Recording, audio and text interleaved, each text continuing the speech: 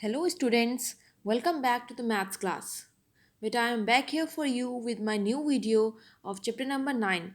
That is, today we will discuss the third part of chapter number 9.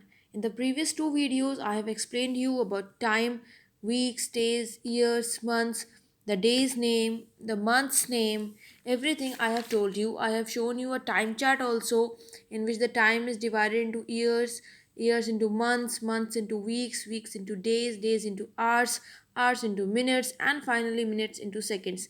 I have shown you all the things. But today, beta, we are going to study about the number of days in a month. I have told you that there are in some months there are 30 days, while in some months there are 31 days. February is the only month which has 28 or 29 days. So first of all, beta, to remember the number of days in a month, you should know a poem. See, this is a four-line poem. If you will better learn this, then you will get to know how many days are there in a particular month. ठीक है. So we will start. 30 days have September, April, June and November. All the rest have 31 except February alone. मतलब 30 days have September, that is September, April, June and November. इन 4 महीनों में 30 days होते हैं.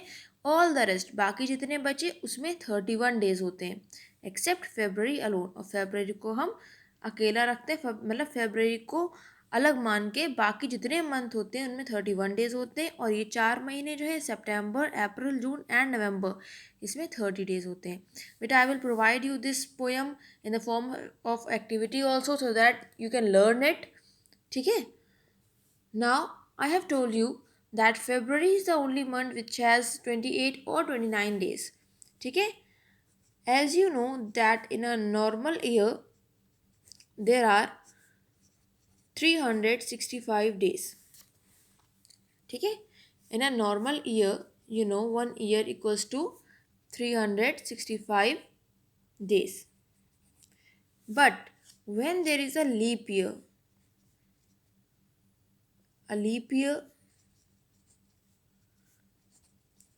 equals to 366 days. Normal year में 365 days होते हैं, लेकिन जब लीप ईयर होता है तो 366 डेज होते हैं. Now what does a leap year mean? A leap year mean that February will have 29 days.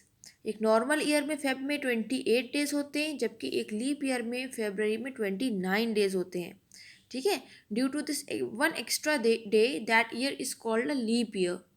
So now what is the reason behind this leap year? हो सकता है आपको पता हो थोड़ा बहुत इसके बारे में. एक तो बहुत कॉमन चीज़ है बेटा कि leap year comes after every 4 years. Leap year हम हर चौथे साल आता है. ठीक है. अभी देखिए बेटा, जो अर्थ होती है आपको पता है सन के आसपास वो रिवॉल्व करती है, रोटेट करती है उस अपनी ऑर्बिट पे. तो जो अर्थ होती है उसे बेटा एक उसके ऑर्बिट में एक चक्कर पूरा करने के लिए कितने टाइम लगता है? 365 डेज प्लस 6 hours. या फिर इसको आप देखो कहीं पे तो ये 6 जो है ये 1/4 की फॉर्म में भी लिखा होता है. 1/4 का क्या मतलब होता है कि हम 24 आवर्स को 4 से डिवाइड कर रहे हैं. ठीक है. मतलब 1 डे को, ये 1 जो है 1 डे रिप्रेजेंट करता है, दैट इज़ 24 आवर्स.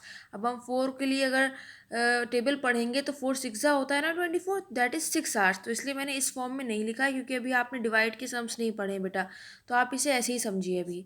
ठीक है. 365 डेज और 6 आवर्स होते हैं. तो जब बेटा ये चक्कर लगाता रहता है 4 years होते हैं. देखो ये कितना हो गया? 365 डेज का मतलब 1 year. अभी आपको बताया ना मैंने 1 year इक्वल टू 365 डेज. तो ये 1 साल हुआ, 2 साल, 3 साल. जब बेटा ये देखिए 4 साल होते हैं पूरे. देखिए ऐसे इधर अभी दिखाती हूँ, मैं आपको एक्सप्लेन करती हूँ. ये देखो बेटा 365 डेज प्लस 6 आवर्स, फिर 365 days plus 6 hours, plus 365 days फिर 6 आवर्स, फिर 365 डेज और 6 आवर्स. बेटा इस तरह से कितने साल हो गए? ये 1 year, 2 year, 3 year और 4 year. ये 4 year हो गए. अब इसे काउंट करो. 6 6 12, 6 3 18, 6 4 24. 24 आवर्स आ गए. जब 6 आवर्स 4 बार ऐड होते हैं तो 24 आवर्स आते हैं, और 24 आवर्स का क्या मतलब होता है, 1 डे। बेटा ये 1 डे जो होता है ये एक एक्स्ट्रा ऐड होता है जाके लीप ईयर में, और चौथे साल इसीलिए लीप ईयर पड़ता है। ये एक दिन जाके फेब में ऐड होता है, क्योंकि फेब में सबसे कम दिन होते हैं, इसलिए ये एक डे जाके फेब में ऐड होता है और उस साल को एक लीप ईयर बना देता है।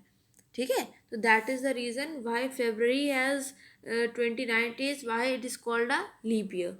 ये रीज़न होता है बेटा। अभी when you will get the copy work there are fill ups, आपको जो मैंने चार्ट बताया था आपको कॉपी वर्क में भी मिलेगा। You have to learn it, there are fill the blanks in the copy work बेटा। So already I have explained you everything.